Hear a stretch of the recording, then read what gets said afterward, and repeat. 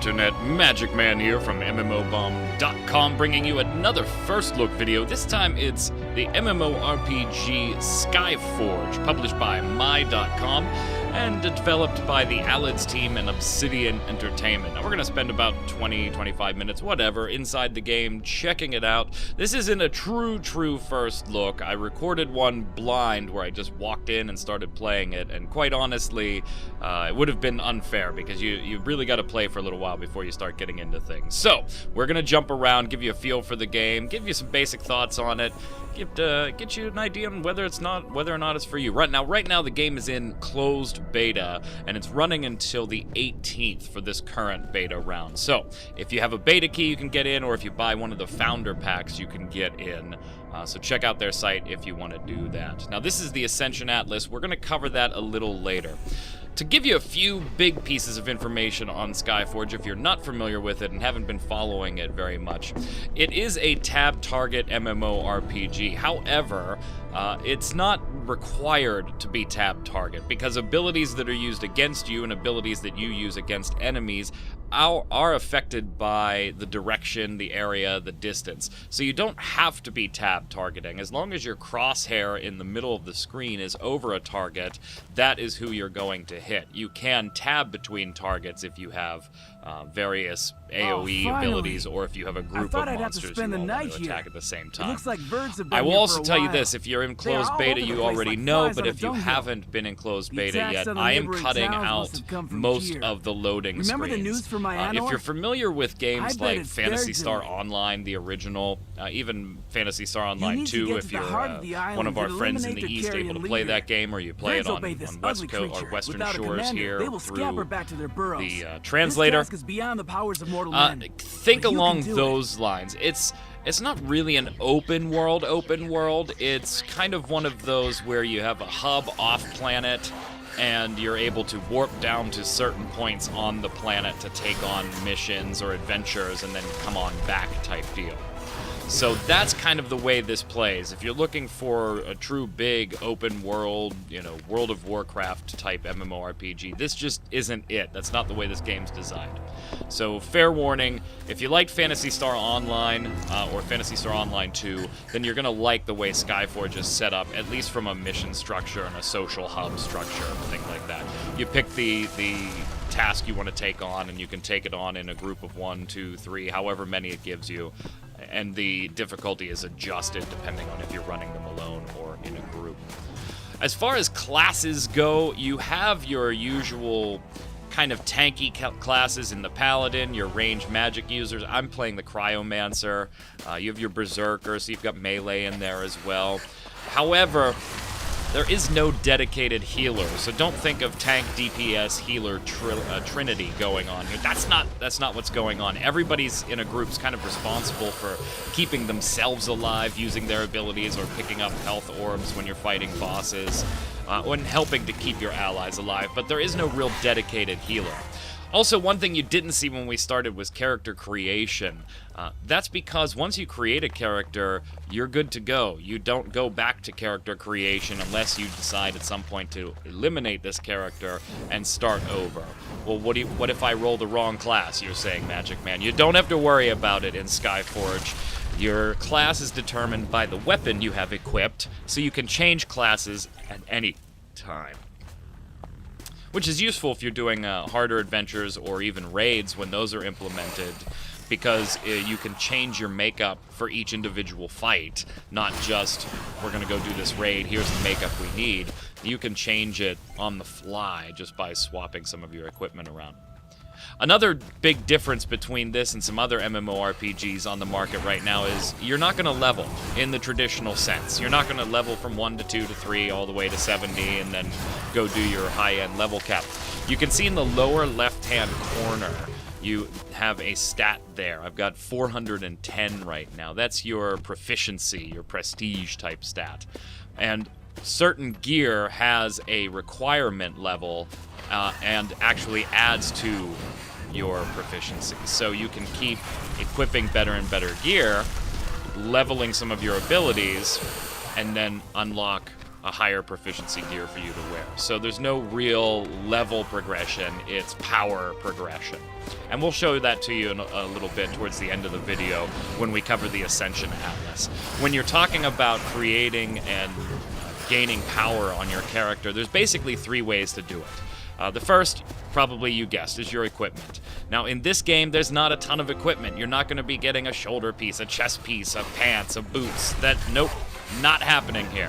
You got your weapon, you got a secondary piece of equipment, and you've got rings, 4 of them. And those can not only be upgraded by getting new, better versions of those pieces of equipment, but you also have the ability to disassemble broken gear for other classes that you may not use. Like later in the video, you're going to see me take apart gear from a paladin broken weapon, because I have no intention of playing a paladin, so fine. I disassemble it into a certain grade of parts, and I can use that grade to upgrade my weapon slot, to upgrade my ring slots, things like that. So your weapon being upgraded, your rings being upgraded, and actually getting more powerful versions of those is the first and primary way to level yourself or gain power. The second one, which you're not going to see in this video, unfortunately, because it takes some time for you to actually advance on this front. The whole idea of Skyforge is that you're an immortal working to become a god. So you live off-planet. Think of it as kind of like a heaven, right? You live in a heaven, and occasionally you come down to the planet to help out the people that are suffering and answer their prayers, essentially. So that's what's going on. Now, in the process of helping people, you can gain followers, you can get them to build shrines and things like that to you. It's called your order, and build up that order. As you build that up, your stats also increase. So that's method 2 to increase all of your skills. The last method is to use the Atlas, the Ascension Atlas. We're going to show it to you later. You'll see it briefly in a few minutes here. But what think Final Fantasy X, and you've got the idea with the sphere grid. Except in Final Fantasy X, the sphere grid, if you pulled it all straight out into a line, it would literally be a straight line. In the Ascension Atlas and Skyforge, you do have the ability to branch off at times. And not only are there chances to, well, if I branch off this way, I can grab 2 extra skills or 2 extra stat boosts, and then I'm just forced to come back the way I was going to go anyway. But there's also full branch off points where you can take one long path or one shorter path that leads to 2 other shorter paths, but if you take the long path, you can't get back there without circling through. So you do have options as far as your Ascension Atlas progression goes. And those give you increased abilities on skills you already have, new skills that you can add to your hotbar at the bottom, and passive increases to things like might and stuff like that. Now, if you want to check out what stats do what for each class, check out a write-up that we did on MMOBomb.com where we broke it down based on an infographic that the Skyforge team released. It tells you the 4 basic stats and how to increase those and how damage is calculated. Now, looking at what's going on here, we've got combat. Again, not tab targeting, but you can tab target if you want. And we've got one big quest, Alarming News. Now, I've gone back to do a previous quest just so I could steamroll through it to show it to you. So we'll do Alarming News in a few minutes here. But you can see in the right-hand side of the top of the screen that I'm getting other quests along the way. Probing Action, Extermination of Birds, Dangerous Creatures, and they're just popping up as I happen to be in the area, and in my mini-map in the lower right-hand corner, it's showing me where I can knock those quests out. Now, I've just completed Dangerous Creatures. I can immediately turn it in right now, collect my reward. Got some blueprints, got some trophies. There we go. And then it gives me Probing Action where I've got to get rid of the carrion leader right here. Taking a look at the enemies, in the top center of the screen, you can see not only the health bar, but an icon and some other information. Taking a look at the actual symbol to the left of those health bars tells you what kind of creature you're going up against class-wise. And the symbol around that and the color of that indicate the level of difficulty compared to your current strength. So it gives you an idea. Now you can see that the health bar is one of those ×4, ×5, ×6 health bars, which I'm not really a fan of. However, the way Skyforge is using them, I actually kind of appreciate. When we get to harder quests, you'll see that these monsters that have 10 health bars, when you knock one of those health bars away, you also usually get health orbs that come off the boss, and you can run and pick them up. So it's a nice way to try and keep yourself alive, too. If you look up, there's a very small health bar above enemies like that that is the overall health bar. So if you really, really want to see that, you can. Skyforge also features auto-pathing, which we're doing here, and we're going to test out to see how well it goes around obstacles, where I've got to return to the scout. So all I did was target that little diamond that says threat eliminated and hit spacebar, and now I'm auto-pathing to my quest target here. And to be honest, I'm not generally a fan of auto-pathing. I kind of think it takes away from actually playing the game. But if you're a fan of it, then this one isn't bad. I haven't had too many issues where I come back and I'm stuck on a rock or a tree or anything. It's pretty intuitive as far as getting away from things. Thank you for your help. Now, we've already drawn Birds are no comparisons to longer Phantasy a threat Star to the neighboring Online. town. Obviously, looking at the We will destroy every cutscenes, single maybe one you of could their draw a nasty comparison to burrows. Star Wars The Old Republic with the fully voiced over. Even the character models are kind of similar. Graphically, you know, Skyforge doesn't feel like the best, but it certainly is a step above what you may see in most free-to-play games. So now we're going to go back to our planet. First, we're going to rate this as okay, since I've already done it before. And now the factory is where we're going to head next, but first we need to run back to our capital, Alienar. Again, I'm going to cut the load screens here in a lot of cases because sometimes they're just exorbitantly long in closed beta right now. But, you know, it's closed beta. Hopefully these go away because the length of these loading screens goes away, because for a game like this and a game like Phantasy Star Online, when you have those exorbitant loading screens, I mean, the game structure itself already kind of breaks immersion in the fact that, you know, you're going to small dedicated areas, but long loading screens just really kill it. So let me equip some rings here. This is my bag. I can add slots to it for credits, and credits are just farmed up. You can see them in the lower right-hand corner. I have a little over 13,000. There, and there's my prestige in the lower right. That's my skills, my power, basically.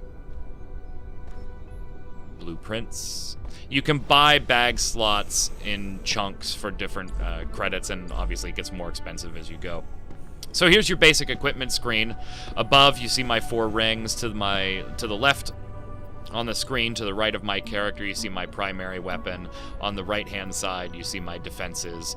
Currently, I don't have anything equipped there. Again, very early in the game. And you can see the classes on the side. Support is the Lightbinder, defense is Paladin, and attack is Berserker, Cryomancer, and Gunner. You'll start this mission, or the game, with a melee character as they take you to character creation.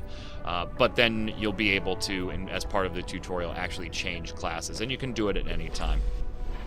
So here's a little look at my progress, where I am in the story adventures, where my equipment is, where my class development is, and you can see we're very early in the game. We're probably about an hour and a half in at this point. I've run that mission you just saw twice. And here's the Ascension Atlas. We'll cover it again in detail later, but you can really get the sphere grid point that I was trying to make. And at first it seems very linear, but here's where you start to see, okay, I do have options at some point. It's going to break off in a big way. I mean, you do have smaller branch points too here. Let's see if I can find one. I know there's one pretty early. Should be right... Yeah, there it is, right here. So I can go south of the center of this triangle and pick up 2 extra nodes if I want to, or I can just go north from the triangle and continue on the main path.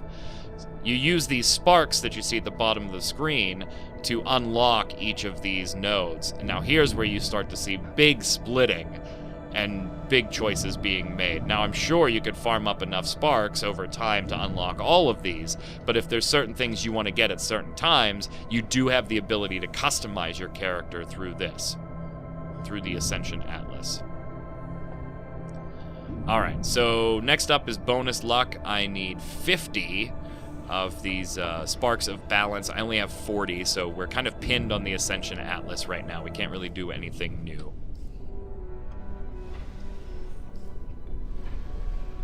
Now, if I want to change classes, it's as easy as clicking the class I want to play, and then right below that, on the lower left corner, you click Change Class, and boom, you're changed. You will get some abilities to use right off the bat, and then, of course, you can earn your abilities as you go.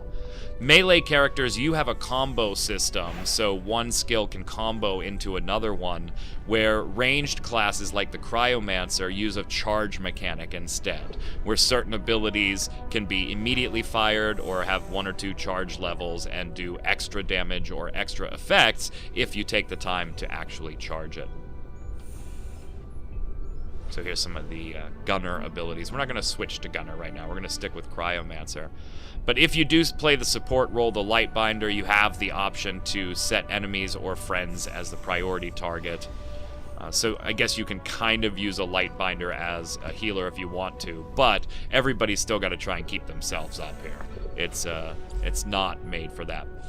Now, currency kind of makes me a little uncomfortable, but it's also because I haven't played the game long enough to know if these limits are restrictive or not. You have a credits limit that resets every week. Now, to me, right now, credit limits of 600,000 seems like a lot of credits, and I'm probably not going to gain that in a week. But I would imagine that when I get into more challenging content, the credit rewards are going to go up, and you do have restrictions per week on how many different sparks you can get, and it knocks those rewards down if you hit the cap prior to Wednesday's reset. On the right-hand side, you see the stats, the core stats, and then all the other proficiencies. Right now, I'm going to upgrade my weapon, like I told you about earlier. I can use these pieces that I gained from destroying paladin gear I wasn't going to wear, and I'm actually going to upgrade my weapon from rank 0 to rank 1. In this case, it takes 1 minute. I can reset that cooldown if I want to use 2,500 credits. Now, I'm kind of running low. I'm at about 8,000 credits, and I'm looking at buying some bag space, so I'm going to hang on to those, and we'll just count down the 1 minute. While we're waiting 39 more seconds, though, if you look at the right, the top box shows you might, stamina, strength, valor, luck, and spirit, your core stats, and then gives you a base damage, bonus damage, crit damage, and impulse damage count. Those 4 damage things are what makes up your overall damage. And then you have the ability to customize all the stats below that to kind of get into a play style that you like. Now, here's my thing with it. Messing with it for a little while and seeing the math behind it, I do think Skyforge, at least at the moment, kind of lends itself to a cookie-cutter build where if this is the way you want to play, this is the way you should stat out. We'll have to see if that's actually the case once we start getting into the order and your followers and seeing directly how those types of things impact. So now we're all upgraded. We're rank 1. I'm out of parts here. I don't have enough to make the next upgrade, but that's okay. My Crystal of Cold is doing pretty well. And I've just put on my rings here. I have better rings in my bag, so it's the down arrows are telling me that these are kind of low for where I should be right now. I should probably look at getting some extra gear or getting some new gear. We'll switch the rings out in a second. But for the moment, let's go ahead and do alarming news. I know my rings aren't going to be that big a deal for that, so here we go. We're going to queue it up. Now, this looks very familiar. Phantasy Star Online type thing. I could take 1 to 3 players in here. The difficulty is easy. It takes an average of 8 minutes. I'm going to get 27 of those particular sparks for completing this one. So we're going to go ahead and jump in. Again, I'll cut out the loading screen here. And we'll talk combat and abilities here, particularly for the Cryomancer, since that's what you're seeing. I really actually enjoyed the Cryomancer going through here. A lot more than I did the melee classes, and maybe that's just the way I like to play MMORPGs, but the Cryomancer seemed like it had nice mobility, and I had some challenges at points later in the game, but I didn't feel like I was overwhelmed at any point.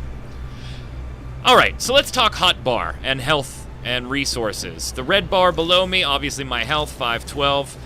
300 is my cryo resource bar. So when I use abilities besides my left mouse ability, they consume from that bar. When I use my standard left mouse ability, I gain from back to that bar. So it's just a resource management back and forth. Fire off a few abilities that are going to cost you, and then do your regular attack a few times to start gaining some of those resources back. I've got a left trigger ability that's just an ice strike that I do have the ability to charge to do a little bit of AoE damage. My right trigger is a charge ability where I can hold and throw an ice lance directly into a target and do some other effects as well as damage. So those are controlled with my left and right mouse buttons and are aimed where my crosshairs are, or if I'm tab targeted and the target is in range and in the right direction. Just because you're tab targeted doesn't mean you can turn around and trigger an ability. Then it's going to go in that area. You cannot, at least with the Cryomancer, just hold down the left mouse button by default and just fire away. You actually have to click each time, which makes sense because of the resource management mechanic that they've got going on here. I have abilities in slot 1, 3, and 4. 1 is an AoE conal attack in front of me. 3 is an AoE attack of a big ice pillar strike that strikes down on my target and AoE around wherever my target is. And then 4 is kind of a neat little item that I like to use, but it doesn't work on a lot of bosses for obvious reasons.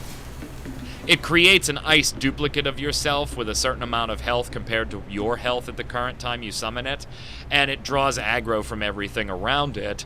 Now you can nuke it and make it explode and do AoE damage, or it will just do it when it hits its 0 health. Obviously it doesn't really work on bosses. Similar mechanics like your dodge mechanic, which you'll see me using in a little bit here, they also don't work on some abilities. So you're not going to be too overpowered here and be able to just get bosses to focus on pillars and be able to dodge everything. It doesn't work that way. So now I'm going to dash around a little bit here while fighting the singular Scissor Cerberus. And you can see just to the right of my health bar ×3, and it has a little dash icon. I can do that by holding Shift and pressing W, A, S, or D in whatever direction I want to dash, or I can double tap. So if I want to double dash, or dash to the left, I double tap A and boom. And that's going to be useful in this fight in a little bit here, when you see the ice ability that this thing uses in one direction. I can dash out of the way of that. Now certain other attacks that the boss does, I can't dash out of. Now watch what happens. As you can see, each health bar goes away. You see the glowing orbs left behind. Those are chances for me to run and pick up some health. So there we go. We'll get out. There we go. Out of the way. 3 bars left. Not doing too badly here. Now K, the K icon next to my health bar is just telling me that I should go to the Ascension Atlas and take a look, because there's probably something that I can upgrade. Alright, all dead. Now we've got to activate the control panel.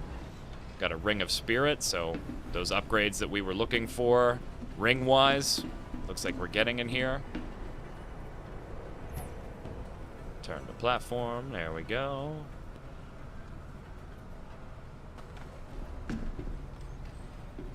And away we go. I'm going to start using some AoE abilities here. That E icon that you see there, one of my abilities has a chance to proc another ability that basically the target explodes and is frozen in ice. Noticing a theme, cryo, ice. And when that procs, if I tap E, then it will trigger that ability. To be honest, I mean, I've spent probably about 2.5 hours in the game at this point. I'm going to play it on this week's Bomb Live, so if you want to check out some more Skyforge, then come on by twitch.tv/MMOBomb this Monday. That's the 16th at 5 p.m. Eastern. I'll be streaming Skyforge for about an hour or so there. So I do want to play some more of it. I'm okay with the instance type stuff. I was a big Phantasy Star Online fan, so that doesn't bother me. The loading screens bother the hell out of me, but it's closed beta. I'm sure they'll get those down as server infrastructure increases, and they can cut the time of that a little bit. But whoop, get out of the way. I honestly don't know if I, like, enjoy the game or not. I still want to play it, so I guess that I'm enjoying it in some regard.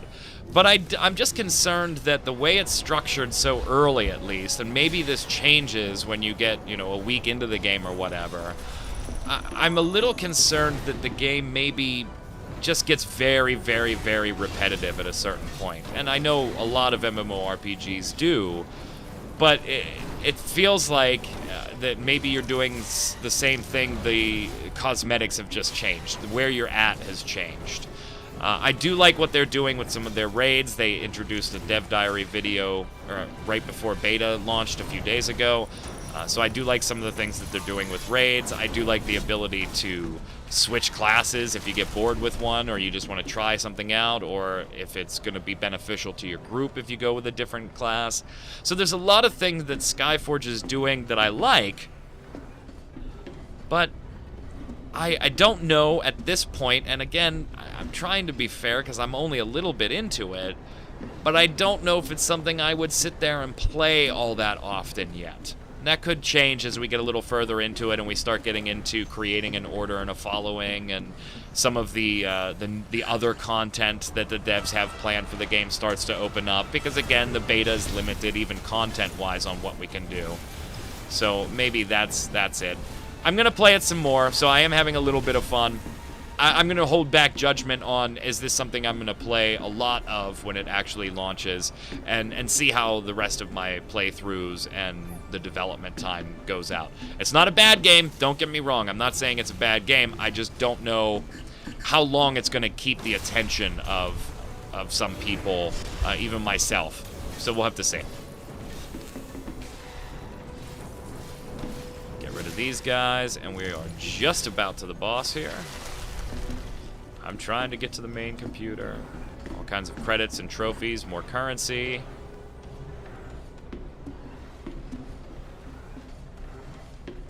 And we got a bunch of groups here, so let's go ahead and AoE all this stuff down.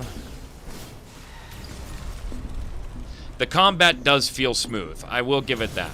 And I found myself not tab targeting. So if you're really, really worried about that, it doesn't bother me. I'll still play a tab target game and have fun with it. But if tab targeting really, really bothers you, I'll tell you right now, I'm never doing it. Ever. I'm always using the crosshairs and running around and dodging and jumping. And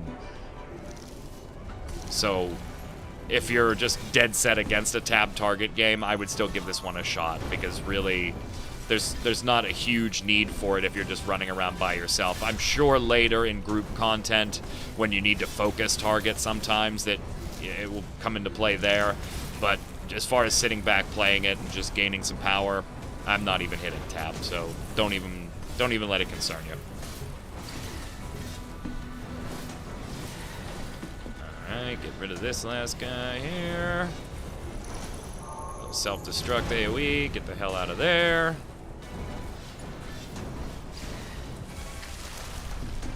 Yay, money! Robots that carry money. MMORPG logic.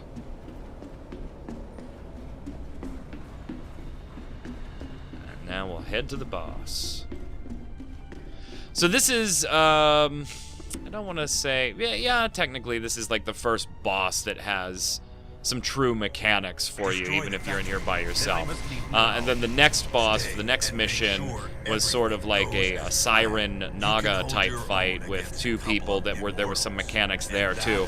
So you will get introduced to mechanics very early. And this one, they're nothing extravagant, but I guess they want you to get used to having to do other things besides just targeting a boss. I mean, this is very early, 2 hours into the game.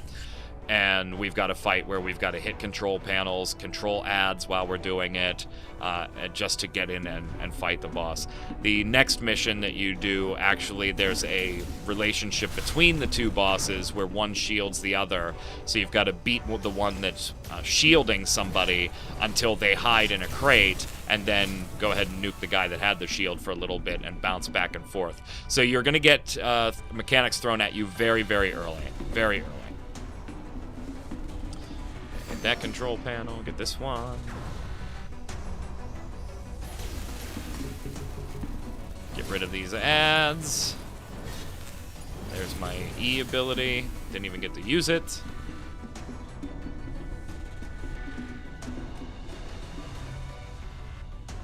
Control panel.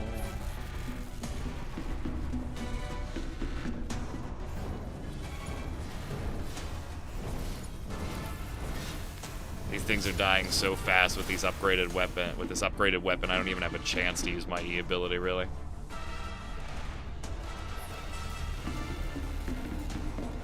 And now the shield's down. We get to go against the Shadow Reaper. And yeah, sure, I'll just stand in that. No problem.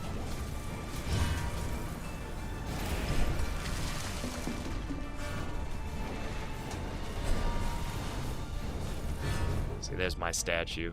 Isn't she pretty? Oh, another ring. And we'll accept the rewards. Alright, so an average 8 minutes. It took me 13 to go through there because I killed everything I didn't need to kill. Get my reward. We'll take that, and we'll skip the loading screen again. So long. They are so long. Oh, yeah, yeah.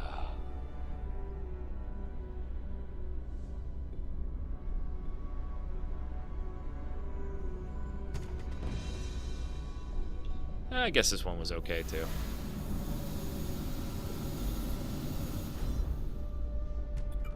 Alright, let me get my rewards here from these. I gotta open my bag and use the Small Spark Replicator set. I will tell you this, the game is great at teaching you how to do everything from equipping costumes and changing the visual appearance of your character, which you can do at any time in the style room you see at the top of the screen. It's very, very good at guiding you through every single system.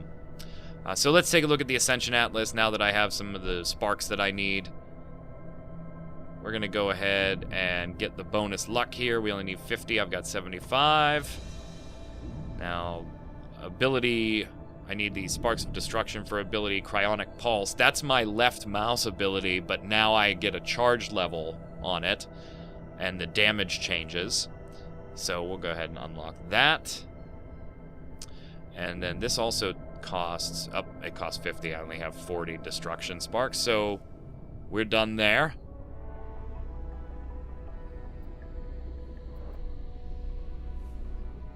I'm not quite sure why the game, when it was automatically assigning skills to slots, it skipped 2.